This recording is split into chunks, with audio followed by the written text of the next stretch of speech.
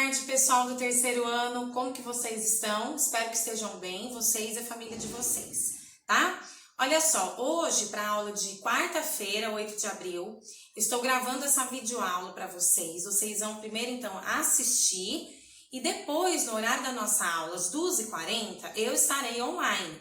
Mas eu gostaria de esclarecer que esse online da Dani, eu vou estar lá, mas é para tirar dúvidas e fazer comentários sobre o exercício que eu pedi hoje, tá certo? Nós não estamos conseguindo gravar as aulas online em tempo real. Por quê, pessoal? A plataforma estão tendo muitos acessos, está ficando pesado, tá? Muita gente com o microfone aberto, com a câmera aberta, então ela tá caindo, inclusive às vezes a nossa página também cai.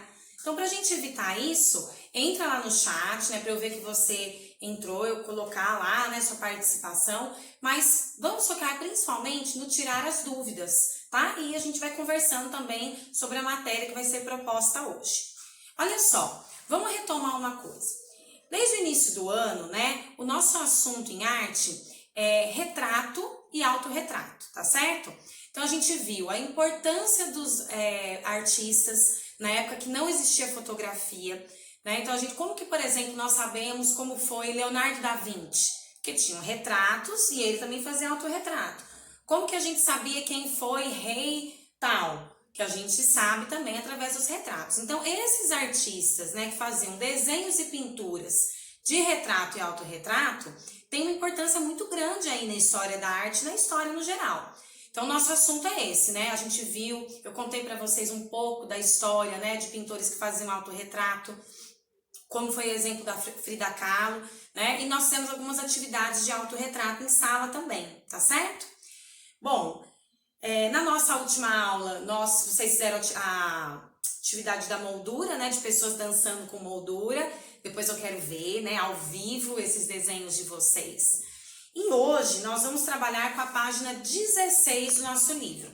Então, eu vou pedir o favor de você pegar o seu livro, abrir na página 16. Eu vou fazendo a leitura com vocês devagar, vou perguntando algumas coisas e depois vocês tiram a dúvida lá no chat. Combinado?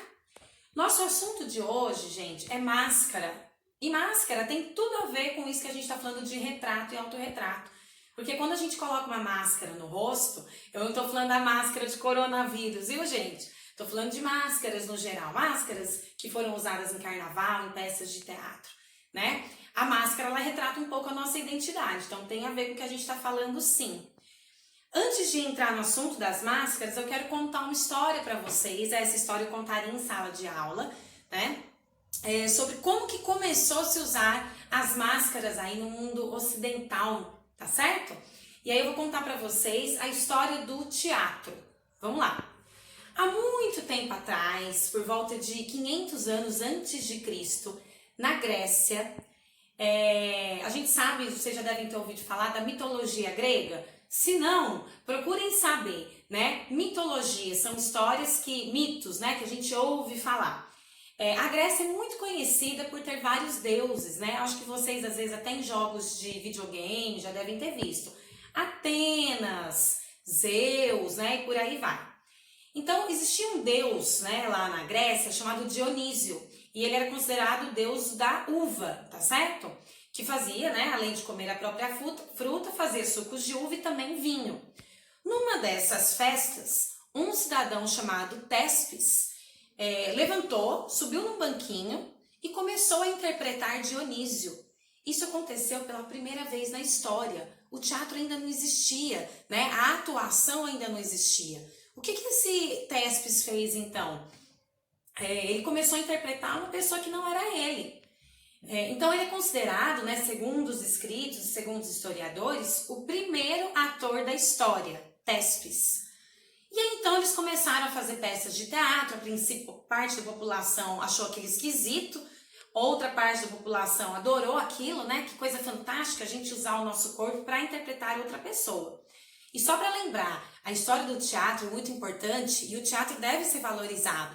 Se você gosta de séries, filmes, novelas, a gente não pode se esquecer que tudo a gente deve ao teatro, não é mesmo? Então começaram-se a fazer peças de teatro nas ruas. Os atores subiam em carroças, né, com seus adereços, seus figurinos e começavam a interpretar. E aí a coisa começou a acontecer, então eles começaram a construir grandes teatros, né? Eu vou colocar uma foto no link de atividades para vocês, teatros grandes feitos de pedra para caber milhares de pessoas. Então essas peças de teatro eram encenadas nesses lugares grandes, né? Feitos para as milhares de pessoas. E aí eu pergunto a vocês, tinha energia elétrica naquela época? Olha só, 500 anos antes de Cristo. Há mais de 2000 anos atrás, né? Tinha energia elétrica? Tinha microfone? Não, né, gente? Então, como que os atores faziam para interpretar e, sei lá, 10 mil pessoas entenderem? Então, eles usavam 3 artifícios, tá? Presta bem atenção. Primeiro, os atores faziam gestos muito exagerados. Então, se o personagem chorava, por exemplo, ele não chorava assim, ó, com a lágrima escorrendo. Ele chorava de verdade, né? Muitos gestos exagerados, muito mesmo. Segundo, o coro. Sabe esse coral que às vezes a gente escuta em igrejas, em outros eventos? Pois é, os atores gregos desse período adotaram essa técnica.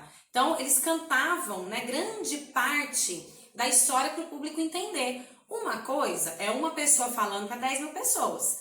Outra coisa é 50. Então, todos afinadinhos, né, cantando a mesma coisa e dando as falas principais, os atores gesticulavam, enquanto que o coro dava parte do texto. E o terceiro artifício, que é o foco de hoje, era o uso de máscara. Então, os atores utilizavam máscaras muito grandes. Por exemplo, se o personagem era mau, a máscara era bem marcada. Se o personagem era feliz, tá? E os atores usavam essas máscaras. Então, até hoje, as máscaras, elas são o símbolo do teatro. Vocês já devem ter visto, né? Uma mascarazinha feliz e uma triste, para representar, né, a comédia e a tragédia, que foram os primeiros gêneros também de teatro lá da Grécia. Eu quero mostrar para vocês, nesse livro aqui, olha que livro bonitão, né? Ele chama História Mundial do Teatro. Olha aqui a capa dele, ó. Olha o símbolo principal do teatro aqui. São máscaras, tá certo? Então é isso que eu queria contar para vocês.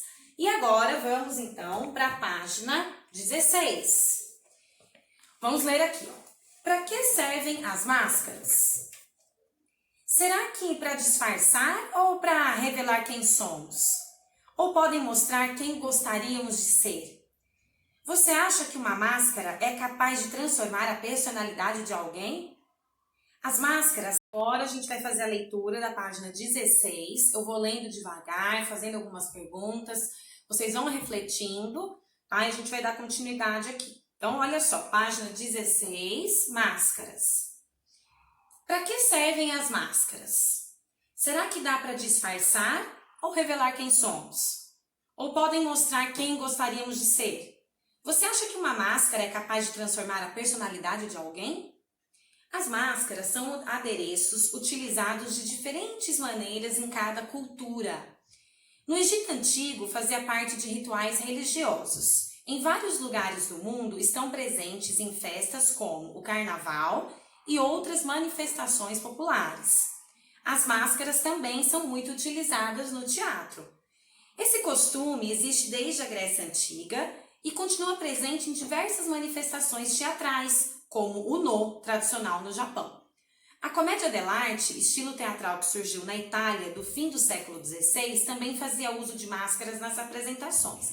Então aqui a gente tem os exemplos das máscaras, né, que como foi dito, são muito utilizadas há muito tempo em variadas culturas. Quando a gente fala variadas culturas, é a diferença que nós temos. Por exemplo, a cultura do Brasil é muito diferente da cultura do Japão, né?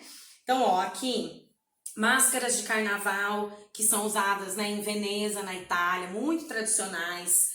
Aqui é uma máscara do Pantaleão, que é um personagem de um grupo italiano, comédia dell'arte. Máscara grega, igual eu expliquei para vocês, né, feita em pedra, tá? Mas é para representar essas máscaras. E aqui do teatro japonês. A gente vê uma diferença muito grande entre essas máscaras, tá? Então, qual que vai ser a atividade de hoje que eu vou propor para vocês? Vocês vão pegar uma folha em casa e, gente, eu tô pedindo atividades, né, práticas de arte em folhas, só para lembrar, se você não tiver esse tipo de folha em casa, pode ser a folha pautada, com linhas de caderno, não tem problema, tá? Ou até mesmo a folha de revista. Você vai criar uma máscara para você. Então, você vai fazer o desenho, qual que é a decoração que você vai fazer, que tema que você quer colocar nessa máscara. Você quer colocar sua personalidade na máscara? Ou não? Você quer fazer uma máscara totalmente fantasiosa, de alguém bem diferente do que você é? Tá? Então, a atividade é essa. Só para lembrar, você vai fazer essa máscara. Atrás da máscara, colocar o seu nome e a data de hoje, 8/4. Guarda essa atividade junto com a moldura e aí a gente vai colecionando todas as atividades que quando a gente voltar a Dani quer ver, tá certo? Se você conseguir fazer a máscara antes da aula de hoje, né? Não é obrigatório, mas se você fizer a máscara antes da aula de hoje, às 2h40, quem sabe você não aparece no vídeo pra mim com máscara, hein? Eu vou tentar fazer uma aqui também, vou mostrar pra vocês, tá certo? No mais é isso, espero que tenham gostado. Qualquer dúvida sobre a história do teatro, sobre as máscaras que existem por aí, estarei lá online pra gente bater um papo. Um beijo carinhoso.